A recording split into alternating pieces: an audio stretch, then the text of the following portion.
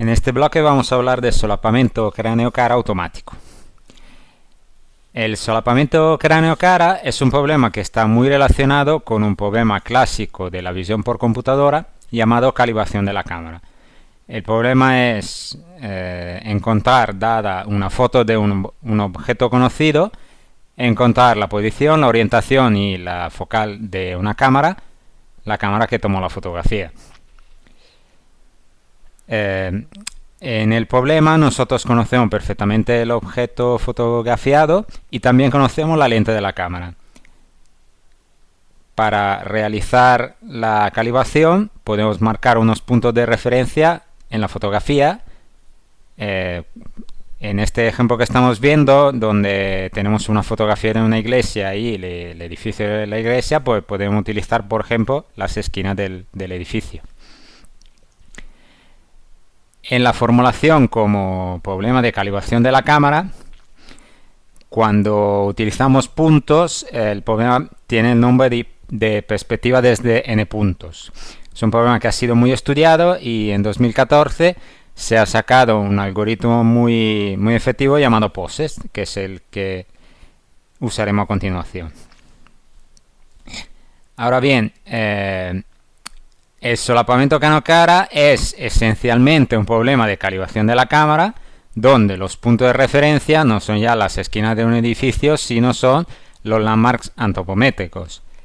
Un elemento a tener en cuenta es que los landmarks antropométricos que aparecen en la fotografía y en el objeto no son los mismos, porque en la fotografía aparecen los landmarks faciales y en el modelo 3D aparecen los landmarks craneales. Por lo tanto, tenemos que tener en cuenta el tejido blando facial.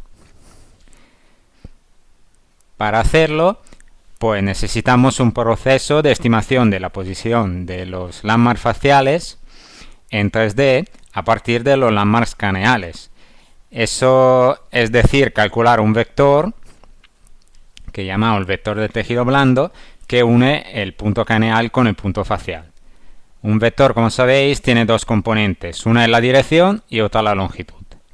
Para estimar la longitud, que dependerá de la complexión del individuo y de su morfología exacta, pues utilizamos los valores promedios recogidos en estudios poblacionales, que también pueden diferenciar por género y por ascendencia.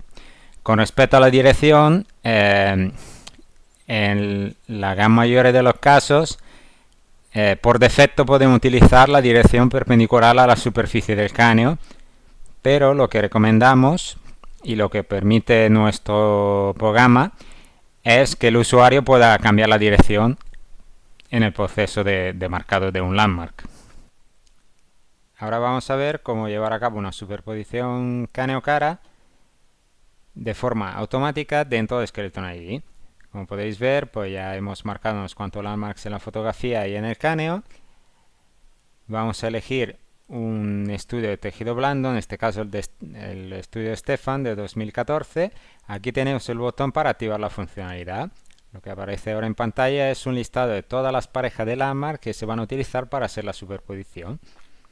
Vamos a darle a ejecutar y aquí tenemos el primer resultado. Como podemos ver, es una buena superposición. Ahora vamos a ver una serie de problemas comunes a la hora de utilizar esta funcionalidad. Aunque el límite mínimo para utilizar la superposición automática sea 4, normalmente necesitamos bastante más landmark para tener un buen resultado. Por ejemplo, vamos a ver qué pasa en esta superposición si tan solo marcamos 4 o 5 landmarks. Entonces voy quitando las parejas de manera que no se vayan a utilizar y voy a dejar 5 landmarks. Pues tenemos este resultado completamente erróneo. Si utilizamos incluso, vamos a probar con 6 landmarks, deberíamos tener un resultado más realista.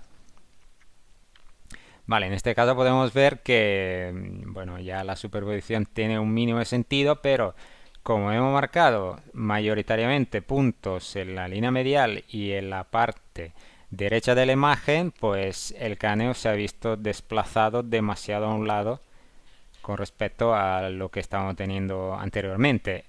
He de recordar que el algoritmo solo utiliza los puntos, entonces toda la información que no esté recogida en los landmarks pues no se puede utilizar y por lo tanto se tendrá un malo resultado. Entonces vamos a volver al resultado anterior. Ahora, ¿qué pasa si marcamos mal uno de los landmarks? Pues también esto es una fuente de problemas. Por ejemplo, si en esta fotografía vamos a desplazar el vértex muchísimo más abajo, bueno, es un ejemplo muy exagerado, pero podemos ver que a pesar que hayamos marcado unos cuantos landmarks, pues ya el cane aparece mirando mucho más arriba, de manera que el vértex se vaya hacia atrás. Y esto es otro problema derivado de haber marcado mal uno de los landmarks. Vamos a volver a poner el vértex más o menos en su sitio.